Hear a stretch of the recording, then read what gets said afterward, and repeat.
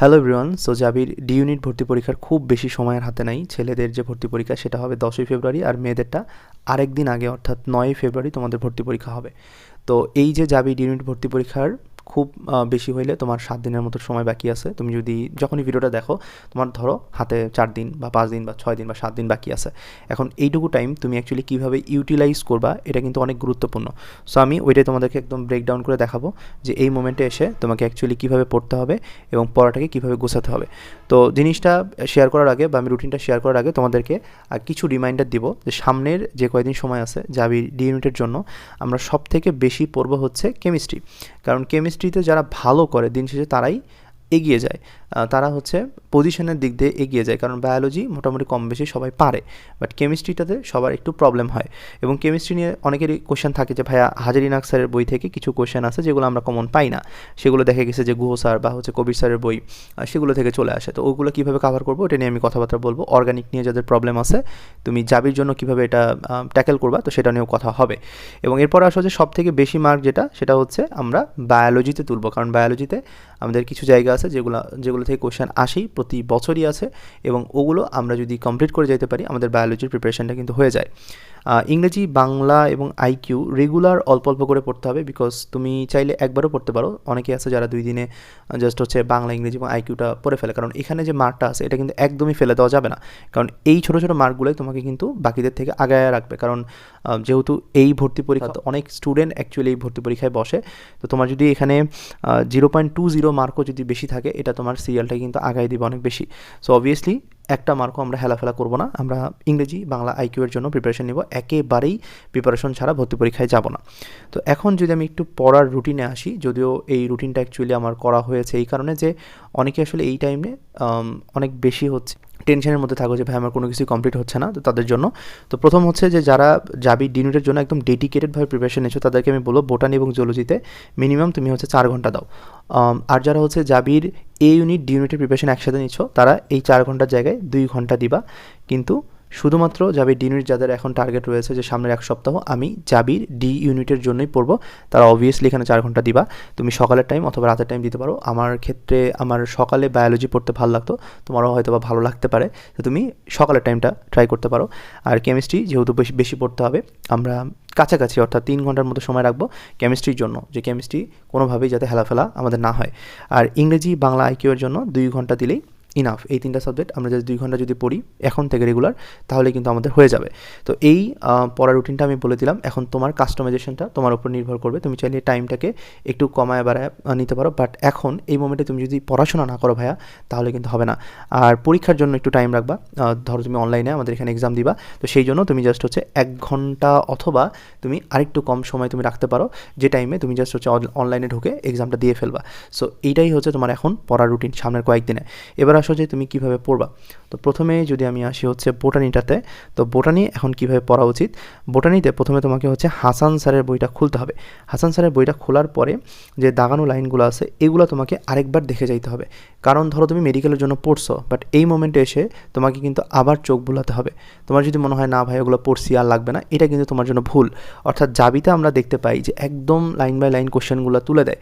তো এখন যদি তুমি একটা লাইন ধরো স্কিপ করে গেছো, এখন ভর্তি পরীক্ষার হলে কিন্তু ওই কোশ্চেনটা আসলে কনফিউশন ক্রিয়েট হওয়ার চান্সটা অনেক বেশি।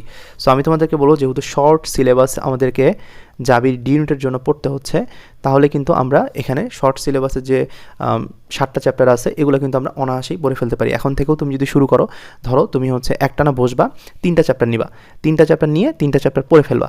পড়ার পরে তুমি জাস্ট যেটা করবা যে তোমার অ্যাকচুয়ালি এখানে মনে হতে পারে ভাই আমি যদি বই পড়ি, ধরো তুমি হাসান স্যারের বই কমপ্লিট করছো, এখন এরপরে তুমি কী করবা, হাসান স্যারের বই কিন্তু এমসিকিউ পার্টটা নাই। তো এমসিকিউ যেহেতু নাই, তুমি কী করবা, আলিম স্যারের বই পড়বা নাকি হচ্ছে মাজেদা বেগম ম্যামের বই পড়বা নাকি অন্য কোনো রাইটার পড়বা কিনা। তো তুমি চাইলে অন্য রাইটার পড়তে পারো, বাট আমরা যেটা করছি আমাদের যে এক্সাম আছে তো ওখানে কিন্তু আমরা হচ্ছে আদার যে রাইটারগুলো আছে সেগুলো কিন্তু আমরা অ্যাড করে দিছি। অর্থাৎ তোমার ধরো 3টা চ্যাপ্টার পড়া শেষ, এরপরে তুমি যেটা করবা আমাদের এক্সাম ব্যাচের ওয়েবসাইটে চলে যাবা, ওখানে দেখবা যে প্রিভিয়াস সেকশানে তোমার হচ্ছে সেকশন বায়োলজি যেটা রয়েছে সেখানে কিন্তু সবগুলো এক্সাম দেওয়া আছে, অর্থাৎ তোমার তিনটা চ্যাপ্টার করে আমরা যেহেতু রুটিনটা সাজাইছি, তোমরা রুটিনটা আমাদের হোয়াটসঅ্যাপে পেয়ে যাবা। সো ওখানে দেখবা যে এক্সাম দেওয়া আছে, তুমি যেটা করবা 3টা করে চ্যাপ্টার তোমার বই পড়া শেষ হবে, এরপরে তুমি এসে এক্সাম দিবা।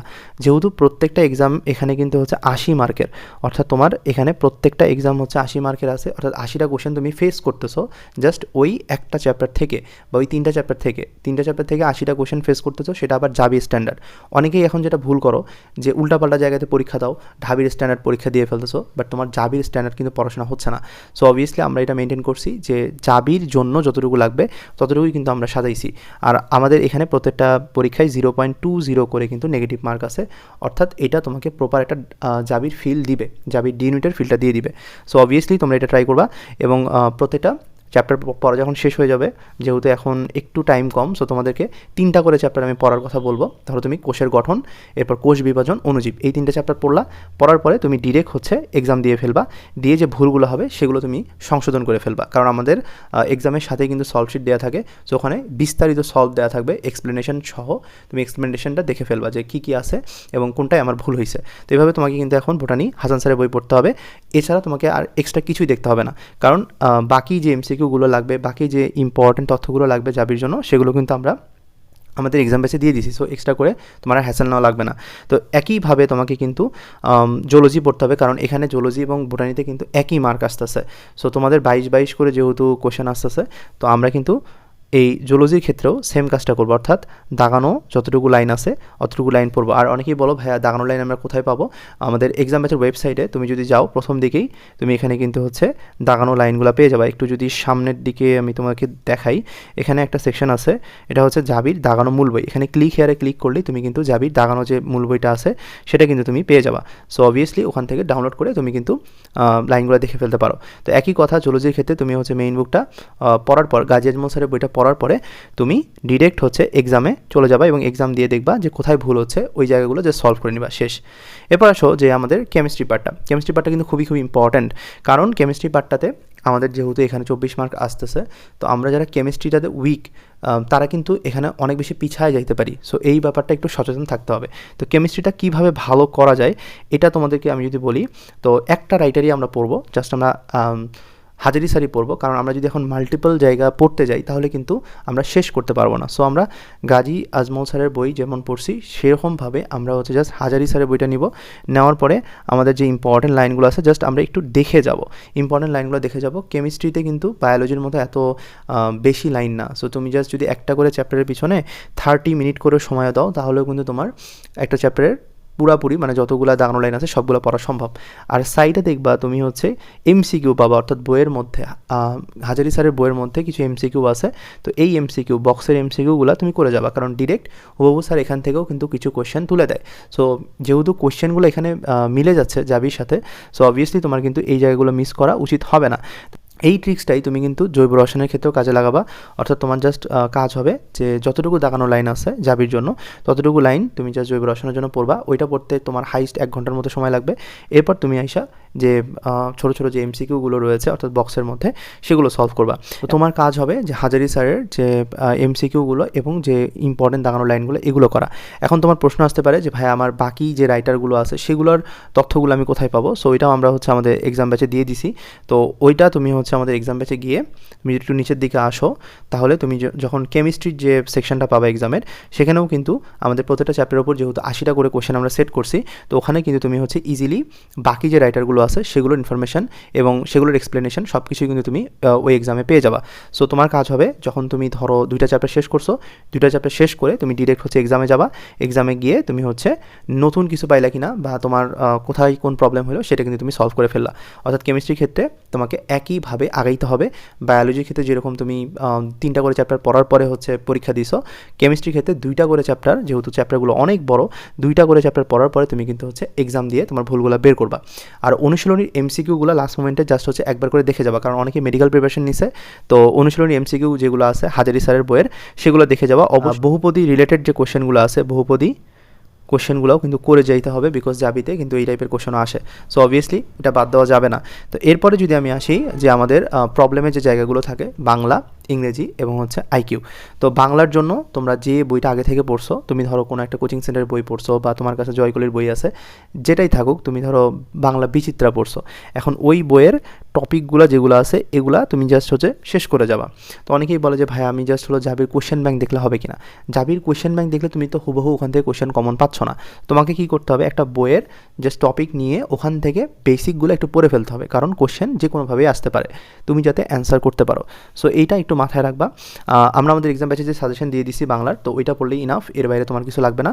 আর এক্সাম তো আছেই, আমাদের বাংলার জন্য যে স্পেশাল এক্সামটা আছে, তো সেটা তুমি যখন দিবা, ওয়েবসাইট একটু নিচের দিকে গেলেই তুমি দেখতে পারবা।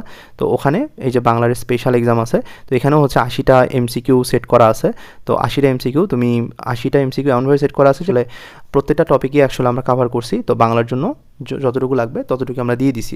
ইংরেজির জন্যও সেম এবং আইকিউর জন্যও সেম। সো এক্সাম নিয়ে কোনো চিন্তা নাই, জাস্ট তুমি হচ্ছে বাংলাতে সাজেশনটা পিডিএফটা পড়ে ফেলবা। এটা পড়তে তোমার হাইস্ট 3 ঘন্টার মতো সময় লাগবে। সো 3 ঘন্টার মধ্যে তুমি হচ্ছে এটা কমপ্লিট করে তারপরে হচ্ছে এক্সাম দিয়ে ফেলবা।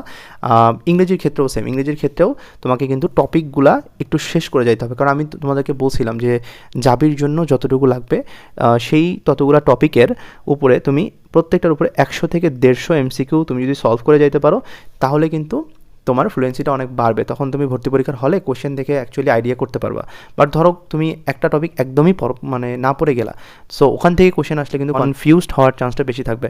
সো তোমাকে কিন্তু এই টপিক ওয়াইজ জিনিসটাকে হচ্ছে সাজাইতে হবে। আর টপিকগুলো শেষ করার পরে এক্সাম আছে, জাস্ট এক্সাম দিবা, তোমার পুরো জিনিসটা ক্লিয়ার। আইকিউর ক্ষেত্রেও আমি সেম কথাই বলবো। আইকিউর ক্ষেত্রে যেহেতু আমরা সাজেশন দিয়ে দিছি, তো অতটুকুই পড়বা, কারণ আইকিউর ক্ষেত্রে আসলে যেহেতু 4টা আসবে, আমি যদি খুব বেশি পড়তে যাই এটা আমার লস। তো অল্প টাইমের মধ্যে জাস্ট আমি হচ্ছে পড়বো, এবং তারপরে যেহেতু আমি ভুলগুলো দেখতেছি এক্সাম দিয়ে, সো আমার কিন্তু এভাবে প্রিপারেশন হয়ে যাচ্ছে। সো আমি তোমাকে বলবো যে সামনের যে যতটুকু টাইম আছে এইটুকু টাইম আমরা জাস্ট রুটিনটা একটু ফলো করে আমরা যদি আগাইতে পারি এবং একটু সামনে কয়েকদিন পড়াশোনা করতে পারি, তাহলে কিন্তু আমাদের প্রিপারেশনটা ভালো মতো গুছায় আসবে। আর আমাদের এক্সাম ব্যাচের রুটিনটা অ্যাকচুয়ালি তোমরা অলরেডি পেয়ে গেছো। আমাদের হোয়াটসঅ্যাপে তুমি নক দিয়ে কিন্তু আমাদের রুটিনটা দেখে ফেলতে পারো। এখানে বেসিক্যালি ভর্তি পরীক্ষার আগের দিন পর্যন্ত আমাদের হচ্ছে এক্সাম চলবে। আর যেহেতু আমি তোমাদেরকে দেখাইছি যে লাইভ এক্সাম যেহেতু এখন চলতেছে, লাইভ এক্সাম যদি কেউ মিসও করে ফেলো কোনো প্রবলেম নাই, তুমি যে কোনো টাইমে কিন্তু আমাদের ওয়েবসাইটে তুমি যদি একটু ঢুকো, তাহলে কিন্তু তুমি এখান থেকে যে কোনো সময় এক্সাম দিতে পারবা। যেমন প্রথমে তুমি যদি ওয়েবসাইটের উপরের দিকে যাও, তাহলে এখানে লাইভ সেকশন পাবা, আর নিচের দিকে গেলে তুমি হচ্ছে প্রিভিয়াস এক্সামে দেখো এখানে বায়োলজি পার্ট আছে, কেমিস্ট্রি পার্ট আছে, বাংলা ইংলিশ আইকিউ পার্ট আছে, এরপর হচ্ছে ফাইনাল মডেল টেস্ট। আমাদের 5টা ফাইনাল মডেল টেস্ট হবে জাবির ডি ইউনিটের জন্য। এবং এই যে প্রত্যেকটা এক্সাম আছে এগুলো সবগুলোই কিন্তু 80 মার্কের, অর্থাৎ জাবির ডি ইউনিটের জন্য যেভাবে পরীক্ষা হয় ওই একই সিস্টেমে 80 মার্কের, এবং এখানে নেগেটিভ মার্ক থাকবে 0.20। আর প্রত্যেকটা এক্সামের পরে তোমাদের সলভ শিট, মেরিট সব কিছুই কিন্তু আমরা এখানে দিয়ে দিচ্ছি। সো আলটিমেটলি এটা তোমার জন্য শেষ মোমেন্টে অনেক বেশি হচ্ছে হেল্পফুল হবে বলে আমি মনে করি। আর এই মোমেন্টে এসে পড়াশোনা না করে অ্যাকচুয়ালি শুধু ভাগ্যের উপর বসে থাকলে হবে না, তোমাকে একটু চেষ্টা চালাই যেতে হবে।